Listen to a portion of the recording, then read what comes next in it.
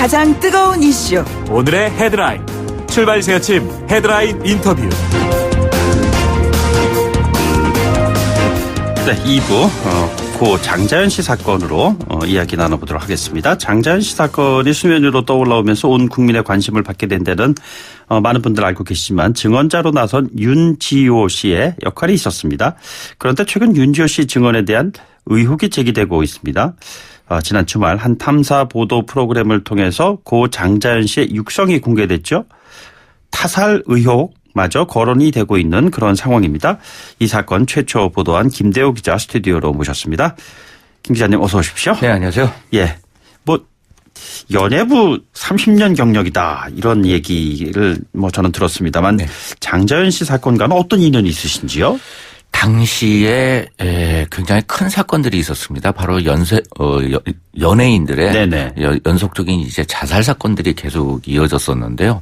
그때 당시 제가 주목하고 있던 부분은 특정 이 수면제 부분이었습니다. 네네. 모두 이제 공통점을 가지고 있어서 그런데 장자연 씨가 스스로 목숨을 끊었다는 얘기를 듣고 역시나 이제 그 주변을 취재해 본 결과 그 약물이 조금 사용되어졌다는 거를 확인했고요. 한데 저희 그 일선 취재 기자가 그 현장에서 보고하는 내용은 이 매니저가 문건을 가지고 있다는 내용이 그 등장을 해가지고 한데 이렇게 이 수면제를 통해서 자살에 이르게 된 연예인의 공통점이라고 한다면은 유서를 남기지 않는 공통점이 있었거든요. 하기 때문에 이 그 남긴 문건에 대한 궁금증이 굉장히 컸었습니다. 그래서 그 일선에 있는 기자에게 이제 취재 지시를 내렸고 마침내 그 존재 자체에 대해서 확인을 하면서 꼭 한번 확인하고 싶다는 생각이 들어서 취재에 나섰습니다. 그때 당시에는 왜 수사가 제대로 이루어지지 않았다고 보십니까?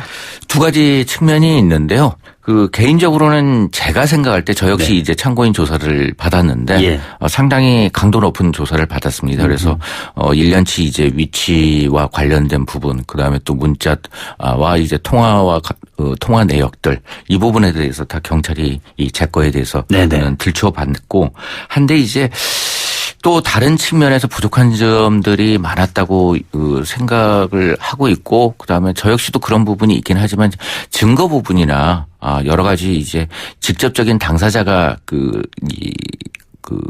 하늘나라로 떠났기 때문에 더 이상 이제 수사가 진척이 되어질 수 없는 그런 부분이 있지 않았나 하는 생각이 듭니다. 그때와 지금은 상황이 지금 많이 달라졌습니다. 근데 네, 일단 이제 국민적 여론이 굉장히 뜨거웠고 진실을 밝히고자 하는 이 과거사 진상위원회의 노력도 대단한 편이거든요. 저 역시 이번에 또 과거사 진상위원회 조사를 받았는데 사실 이제 증거와 증인을 통해서 조사가 이루어지고 이것들에 대해서 판단이 이루어져야 된다는 생각이 드는데 조금 이제 등을 떠밀려서 이렇게 과거사 진상위원회가 조금 앞서가는 경향도 있고 그다음에 또 의견이 나뉘는 부분도 있고 하기 때문에 좀 차분하게 조사가 이루어졌으면 한 바람이 듭니다. 예, 과거사가 현재 또 큰 이슈로 떠오르게 된 계기는 이제 윤지호 씨 역할이 좀 크지 않았나. 네, 그렇죠. 윤지호 씨가 휘슬블로워 역할을 했다라고 생각하는 사람이 많은데 그 호루라기 소리에 뭔가 좀 신빙성이 문제가 있는 것이 아니냐 하는 그런 이제 의문이 제기되기 시작했어요. 어떻게 보시는지요? 네, 윤지호 씨는 어떻게 본다면 두 번의 이 휘슬을 불었죠. 그리고 그 부분에 대해서만큼은 우리 모든 장자연 씨 사건이 이 진실을 알고자 하시는 분들한테는 박수를 받아야 된다고 생각을 합니다. 사건 당시에도 윤지호 씨의 증언으로 인해서 목격담으로 인해서 기소할 수 있었던 유일하게 기소가 되어졌고 지금도 마찬가지로 이 부분에 있어서만큼은 평가절하되거나 훼손이 되어져서는 안 된다는 생각이 듭니다. 그런데 그 의혹을 제기한 사람이 이제 작가 김수민 씨인데 말이죠. 김수민 씨의 주장에 대해서 신빙성 여부를 현장 취재기자 입장에서 어떻게 보고 계시는지요? 사실 이제 과거사 진상조사위원회에서도 김수민 작가에 대한 검증을 했습니다. 물론 이제 이 부분은 윤지호 씨에 대한 증언에 대한 검증 차원이기도 했는데요. 그 전에 제가 이제 이 김수민 작가와 윤지호 씨가 주고받은 카톡 내용과 이제 검찰 과거사 진상조사위원회와 주고받은 카톡 내용, 네네. 윤지호 씨가 주고받은 것이죠. 예. 이 부분을 확인하고 그다음에 또 이 직접적인 김수민 작가와 윤지호 씨가 만나서 한 얘기를 종합을 해봤을 때는 예. 여러 가지 뭐라 그럴까요? 좀 의심점들이 확연하게 드러나는 측면이 있었습니다. 그러니까 일반인들 입장에서 누구 말이 맞는가가 참 궁금해요. 윤지호 씨는 이런 부분에 대해서 일절 적극적인 대응이나 잘 모른다. 네네. 왜 나에게 증언자에게 이렇게 의혹을 씌우느냐. 예. 이렇게 이야기를 하고 있습니다만 김수민 작가는 일관되게 이 윤지호 씨가 나에게 사적인 자리에서 장자연 씨를 잘 몰랐다. 9살이나 나이 차이가 났기 때문에 잘 모르는 관계였다라고 네네. 이야기를 했고 그다음에 또 문건을 본 건 역시 윤지호 씨 같은 경우에는 문건을 태운 보훈사에서 유족이 보는 앞에서 봤다. 예. 이렇게 주장을 하고 있습니다만 김수민 작가는 그것이 아니라 나에게 새벽 3시에 이제 이야기를 한 거로서는 경찰 조사를 받으면서 경찰이 놓고 간 그걸 봤다. 조사 서류에서 봤다. 네네. 이렇게 이야기를 하고 있다고 김수민 작가는 현재 주장을 하고 있습니다. 예. 근데 윤지호 씨 그 얘기를 보면은 예를 들자면 캐나다로 출국하게 되는 배경에서 엄마에 대한 얘기를 했는데 엄마가 캐나다에 있다고 그러는데 국내에 있었잖아요. 네, 그렇죠. 근데 이제 검찰 과거사 진상위원회에서도 잘 몰랐던 부분이 있었는데. 네네. 바로 이제 이 윤지호 씨가 카톡 내용을 종합을 해보면은 자신의 심리 상태가 굉장히 불안한 상황이기 때문에 심리치료사를 함께 동행을 해야 된다고 이야기를 합니다. 네네. 근데 이제 바로 이제 심리치료사 부분이 예. 어머니였던 것이죠. 그리고 또 이제 어머니 같은 경우에는 지금 이 윤지호 씨는 암 진단과 관련된 내용을 계속적으로 이야기하고 있는데 김수민 작가와 나눈 카톡 내용상에서는 이미 암이 아닌 예. 일반적인 종양 진단과 관련돼서 한국에서 치료를 받고 있는 것으로 확인이 된 사안입니다. 예. 일부 언론에서 보도한 사안입니다만 장자연 씨의 육성이 네. 공개되면서 네. 굉장히 위험한 상황에 처해 있었다는 그런 정황이 드러났는데요. 이거를 어떻게 우리가 지금 봐야 될까요? 네, 이 한 프로그램에서 공개를 해서 화제가 되고 있죠. 네네. 그리고 이제 이 부분과 같은 경우에는 이미 당시 경찰 조사나 아니면 검찰 수사 단계에서 증거로 제출된 육성 파일입니다.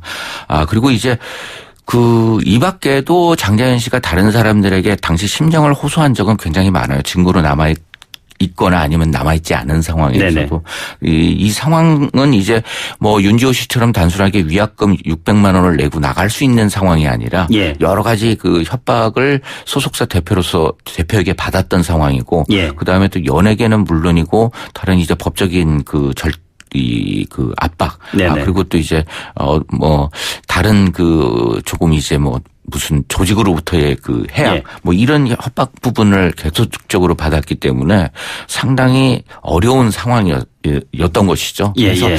여러 군데에서 이런 부분들은 현재 체크가 되고 있는 상황입니다. 예, 지금 보면은 한 고인의 죽음을 둘러싸고 진위 공방, 진술이 엇갈리고 이렇습니다만 본질적인 문제를 돌아가자면은 이것이 어떤 권력이 있고 거기에 성접대와 연결된 어떤 카르텔의 고리가 있고 여기에 개인의 인권이 무참히 짓밟히는 어떤 그러한 상황이 벌어졌다는 거 아니겠어요? 네, 그렇죠. 이 고인이 지금 현재 없기 때문에 이 상황에 대해서 종합적으로 설명할 수 있는 방법, 그다음에 또 진실을 찾기가 굉장히 어려운 방법, 난관에 부딪혀 있지만은 네네. 당시 참석했던 사람들의 면면은 여러 가지 조사를 통해서 밝혀진 내용이거든요. 여기에는 이제 방송 권력을 지닌 감독들, 네네. 그다음에 또 이제 연예 권력을 가진 매니지먼트사 대표들, 네. 그리고 또 이제 금융과 관련된 내용들, 예. 그다음에 또 물론 이제 화제가 되고 있는 언론 관계자들, 그리고 또 이제 일부 이제 정치 지망생으로 표현이 되고 있습니다만 실제적으로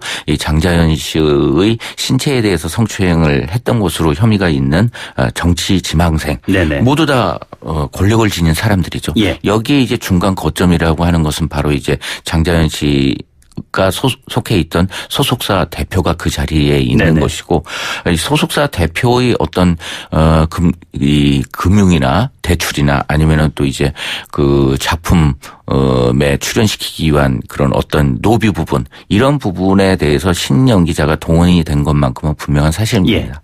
과거에도 사실은 일부 여자 연예인들이 이 그 소속사 대표의 사업이나 아니면은 또 작품 제작 또 이제 뭐 정치인들과 친분이 있는 경우에는 그런 술자리가 조금 있기는 했었습니다만 네네. 굉장히 예외적으로 상당히 많고 장자연 씨가 이렇게 그 접대를 했던 부분들이 상당히 너무나 좀 지나치게 많은 측면이 있습니다. 과거 얘기가 뭐 그렇다 치고요. 버닝썬 사태 같은 현재 진행형인 이 사태들을 보면은 연예계의 성접대 문화가 여전히 있을 것으로 추정되는 정황들이 곳곳에서 드러나고 있는데 30년 기자 생활을 통해서 어떻게 판단하고 계십니까? 네, 그 장자연 씨 사건이 굉장히 우리 사회에 던진 화두나 아니면은 또 여러 가지 것들을 만들어줬는데요. 네네. 당시 사건이 있으면서 인권위원회에서 여성 연예인의 성착취와 관련된 포럼이 개최될 정도로 그 문제가 됐었습니다. 그리고 또 한번 그 사안에 대해서 들춰보는 계기가 됐었고 그것을 계기로 해서 많이 개선된 측면이 있거든요. 네네. 하지만 이 뭐 버닝썬과 같은 경우도 그렇고 우리 사회에는 아직까지도 조금은 그런 측면들 이 스타가 되겠다는 하나의 희망을 품고서 네네. 어떤 일이건 마다하지 않겠다라는 그 여자 연예인들의 소박한 희망 부분들을 상당히 유린하고 그다음에 또 이제 이것을 이용하는 그런 측면들은 아직까지 남아있지 않나 하는 생각이 듭니다. 그리고 또 이 버닝썬과 같은 경우에는 뭐 승리라고 하는 이 뮤지션이 네네. 실질적으로 이제 권력의 위치에 자리 잡고서 이른바 이제 이 업소에서 일하는 여성들을 동원한 그런 측면들도 있기 때문에 같은 연예인임에도 불구하고 이용의 대상으로 삼거나 뭐 아니면 그런 측면들이 있기 때문에 이 점에 대해서는 우리 사회가 많은 반성을 해야 되지 않을까 생각됩니다. 알겠습니다. 지금까지 김대호 기자와 함께했습니다. 오늘 말씀 고맙습니다.